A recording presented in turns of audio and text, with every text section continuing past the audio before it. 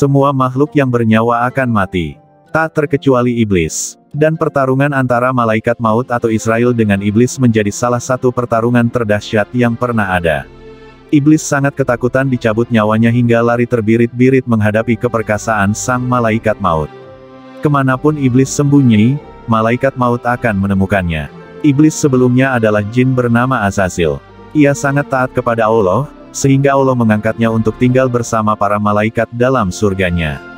Iblis begitu tunduk dan sangat memuliakan Allah. Namun ketika Nabi Adam diciptakan, dan semua makhluk diperintahkan Allah sujud padanya, iblis menolak. Iblis merasa dirinya lebih mulia daripada Nabi Adam karena dia diciptakan dari api, sedangkan Nabi Adam dari tanah. Karena kesombongannya itu, iblis diusir dari surga dan meminta kepada Allah untuk ditunda kematiannya. Iblis berkata, "Ya Tuhanku, berilah aku waktu sampai hari mereka manusia dibangkitkan. Sesungguhnya, kamu termasuk orang yang diberi waktu. Sampai batas waktu yang telah ditentukan." Quran Surat Al-Hijr 36-38. Kapankah waktu yang dimaksud dalam Al-Quran tersebut?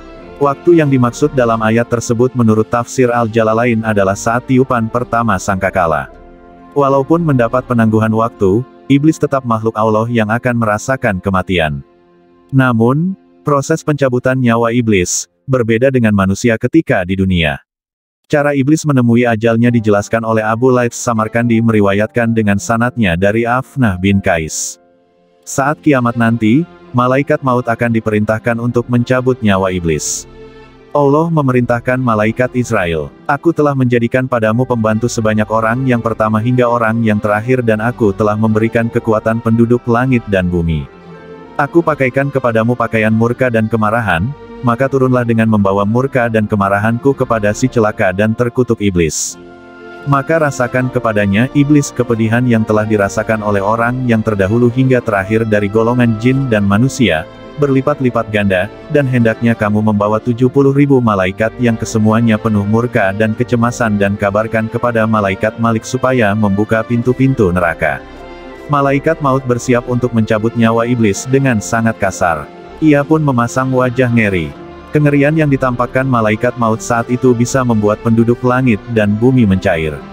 Malaikat Israel pun membentak iblis dengan berkata, "Berhentilah, kamu iblis laknatullah. Rasakanlah kepedihan kematian sebagaimana yang dirasakan oleh orang-orang yang telah engkau sesatkan dalam beberapa abad engkau hidup. Dan inilah hari yang ditentukan oleh Allah terhadap kamu, maka kemanakah engkau akan lari?" Iblis berusaha melarikan diri, tapi malaikat maut selalu bisa menemukannya. Iblis lari terbirit-birit ke ujung timur, tetapi Israel tiba-tiba muncul di hadapannya. Kemudian, ia menyelam ke dasar samudera, namun Israel tetap muncul di hadapannya. Kemanapun iblis pergi, tetap tidak ada tempat baginya berlindung. Dengan putus asa, iblis pun berdiri di hadapan makam Nabi Adam dan berkata, "Karenamu kamulah aku celaka. Seandainya saja kamu tidak diciptakan." Lalu iblis bertanya kepada Israel, "Minuman apakah yang akan kau berikan kepadaku dan siksa apakah yang akan kau timpakan padaku?"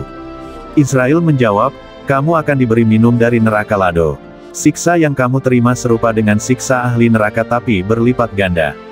Mendengar hal itu, iblis jatuh terguling-guling, ia menjerit sekuat-kuatnya dan makhluk terkutuk itu kemudian berlari lagi. Akhirnya, ia sampai di tempat ia pertama kali diturunkan. Di sana sudah ada malaikat Zabaniyah dengan rantai di tangannya. Saat itu bumi dikelilingi oleh malaikat Zabaniyah, mereka melempar iblis dengan bebatuan dari neraka. Iblis pun mengalami sakaratul maut yang pedih. Di saat yang sama Allah memanggil Nabi Adam dan Siti Hawa untuk menyaksikan iblis yang sedang sekarat. Nabi Adam kemudian berdoa, "Ya Allah, sesungguhnya Engkau telah menyempurnakan nikmat-Mu kepada kami, itulah akhir hidup iblis yang begitu pedih. Setelah kematiannya pun iblis masih akan merasakan dahsyatnya siksa neraka dan berlipat-lipat kepedihannya. Semoga kita tidak termasuk golongan yang bersekutu dan menjadi pengikut iblis." Maha benar Allah dengan segala firman-Nya.